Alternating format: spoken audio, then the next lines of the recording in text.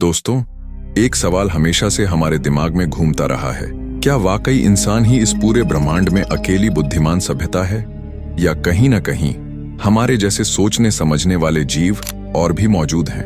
अगर वास्तव में एलियंस हैं, तो शायद वे भी यही सोचते होंगे। क्या हम इस असीमित ब्रह्मांड में अकेले हैं? तो फिर बड़ा सवाल ये है, क्या कभी दो अलग अलग बुद्धिमान प्रजातियों के बीच सच में कम्युनिकेशन हो सकता है? इसी विचार को ध्यान में रखकर नासा ने कई प्रोजेक्ट शुरू किए ताकि हम किसी तरह एलियंस को संदेश भेज सकें। साल 1977 में नासा ने अपना वॉयेजर 1 स्पेसक्राफ्ट लॉन्च किया। इस मिशन का उद्देश्य था हमारे सौर मंडल की खोज को सूर्य के प्रभाव क्षेत्र की अंतिम सीमाओं से भी आगे बढ़ाना।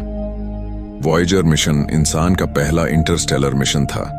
अब तक इंसानों ने कई इंटरस्टेलर मिशन भेजे हैं, लेकिन उनमें से सिर्फ वॉयेजर 1 और वॉयेजर 2 ही सच में इंटरस्टेलर स्पेस तक पहुंचे हैं, क्योंकि हमारे सौर मंडल को पूरी तरह छोड़कर बाहर निकलने में बहुत लंबा समय लगता है, और यह खास उपलब्धि सिर्फ वॉयेजर 1 और वॉयेजर 2 ने हासिल की है।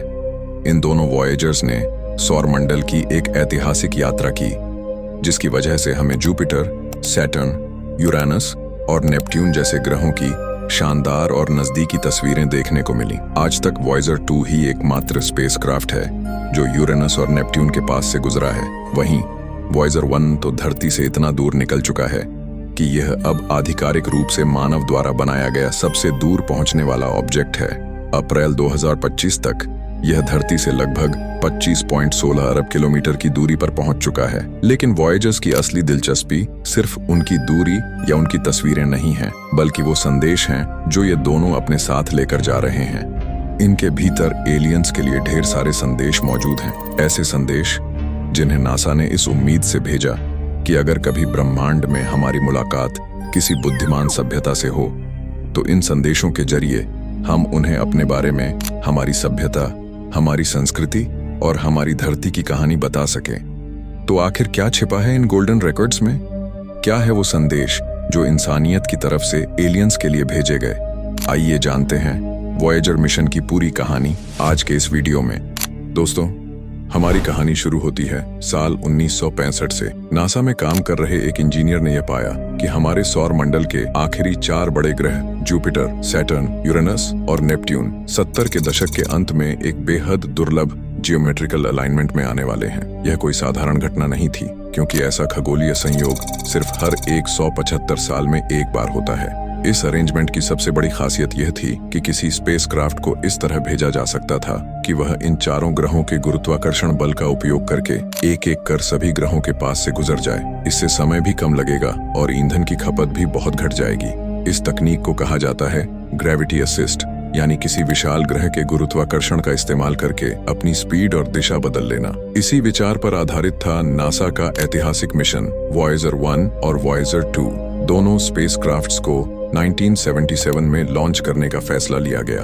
वॉयेजर 1 को जुपिटर और सैटर्न के पास से फ्लाई बाय करना था और सैटर्न के बड़े चंद्रमा टाइटन के काफी नजदीक से गुजरना था। वहीं वॉयेजर 2 को जुपिटर, सैटर्न, यूरेनस और नेपट्यून इन चारों ग्रहों की यात्रा करनी थी। दोनों स्पेसक्राफ्ट्स का डिजाइन लगभग एक जैसा था। इन्हें ऊर्जा देने के लिए 3 रेडियो आइसोटोप थर्मोइलेक्ट्रिक जनरेटर्स लगाए गए थे। इनमें सोलर पैनल नहीं थे, क्योंकि जुपिटर के पार सूरज की रोशनी इतनी कमजोर हो जाती है कि उससे बिजली पैदा करना संभव नहीं। दोनों स्पेसक्राफ्ट्स में लगभग 10 वैज्ञानिक इंस्ट्रूमेंट्स लगाए गए थे, जैसे डुअल कैमरा इमेजिंग सिस्टम तस्वीरें लेने के लिए, स्पेक्ट्रोमीटर गैस और हाइड्रोजन डिटेक्ट करने के लिए, मैग्नेटोमीटर मैग्नेटिक फील्ड मापने के लिए, हाई गेन एंटेना पृथ्वी से कम्युनिकेशन के लिए, अल्ट्रावायलेट स्पेक्ट्रोमीटर और कई अन्य उपकरण विकिरण स्तरों को मापने के लिए। दिलचस्प बात यह है कि वॉयेजर 2 को पहले लॉन्च किया गया 20 अगस्त 1977 को। 16 दिन बाद 5 सितंबर 1977 को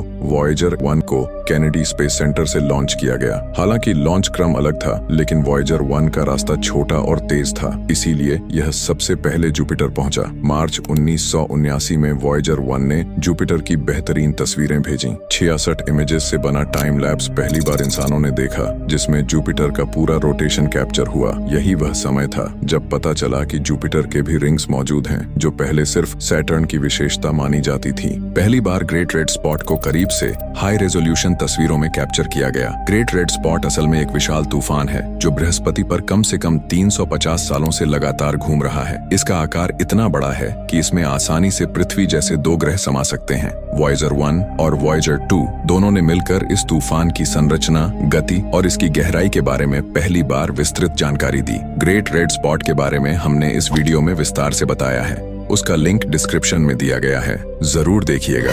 वॉयेजर 1 ने जुपिटर के चंद्रमा आईओ पर सक्रिय ज्वालामुखियों की खोज की।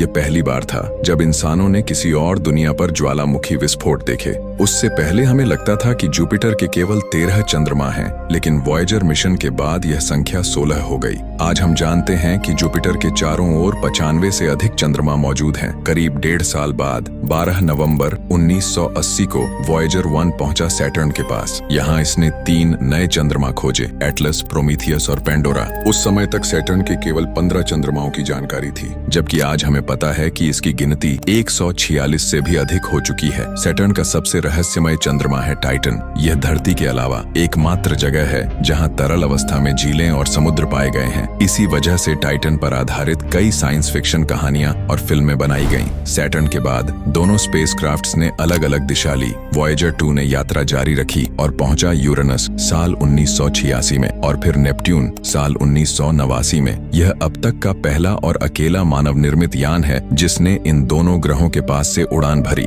वहीं वॉयेजर 1 ने अपनी दिशा बदलकर सौर मंडल के इक्लिप्टिक प्लेन से ऊपर की ओर प्रस्थान किया। आज वॉयेजर 1 ब्रह्मांड में लगभग 17 किलोमीटर प्रति सेकंड की रफ्तार से आगे बढ़ रहा है और 1 जनवरी 1990 से इसने आधिकारिक तौर पर शुरू की है अपनी अगली यात्रा, इंटरस्टेलर मिशन, यानी सौर मंडल की सीमाओं से भी बाहर का अनोखा सफर। 14 फरवरी 1990 वॉयेजर 1 ने एक ऐतिहासिक तस्वीर खींची जो बाद में द पेल ब्लू डॉट के नाम से मशहूर हुई। उस समय वॉयेजर 1 धरती से लगभग 6 बिलियन किलोमीटर दूर था। इस फोटो में हमारी पृथ्वी सिर्फ एक बेहद छोटी सी नीली बिंदु जैसी दिखाई देती है। उसी दौरान वॉयेजर 1 ने हमारे इनर सोलर सिस्टम का फैमिली पोर्ट्रेट भी खींचा था। इसमें वीनस, अर्थ, जुपिटर, सैटर्न, यूरेनस और नेपट्यून साफ दिख रहे थे। इन आखिरी तस्वीरों के बाद वॉयेजर 1 का कैमरा स्थायी रूप से बंद कर दिया गया। कारण ये था कि अब आगे तस्वीरें लेने लायक कुछ था ही नहीं और साथ ही स्पेसक्राफ्ट की पावर और मेमोरी बचानी थी। इसके बाद वॉयेजर 1 सीधा बढ़ता रहा अंधेरे इंटरस्टेलर स्पेस की ओर। कई सालों तक ये सफर जारी रहा। फिर 1998 में एक ऐलान हुआ कि वॉयेजर 1 अब तक का धरती से सबसे दूर पहुंचने वाला मानव निर्मित ऑब्जेक्ट बन चुका है। साल 2004 में नासा ने बताया कि इसने